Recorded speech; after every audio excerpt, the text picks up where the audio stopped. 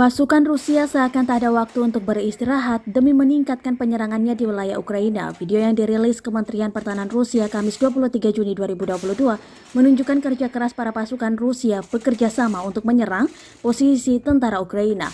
Dalam video, mereka bahkan melakukan penyerangan dengan kerjasama yang keras. Tidak ada area yang sama. Pasukan Rusia membagi kelompok dalam satu waktu dengan menggunakan senjata berbeda. Setelah melakukan pengintaian dan mengetahui posisi musuh, mereka lalu bersiap-siap menyerang posisi penembakan artileri Angkatan Bersenjata Ukraina yang teridentifikasi dengan kru MLRS Great dan Howitzer Hyachin B dari Korps Marinir Angkatan Bersenjata Federasi Rusia. Kedua senjata dikerahkan dan mampu memukul posisi target.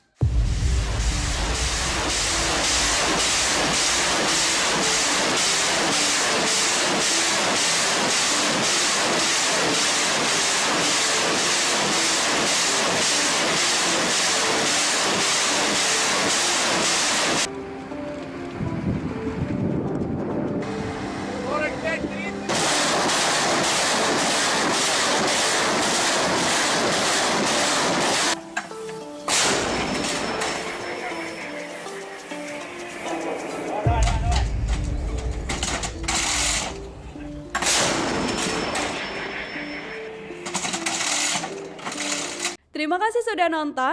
Jangan lupa like, subscribe, dan share ya.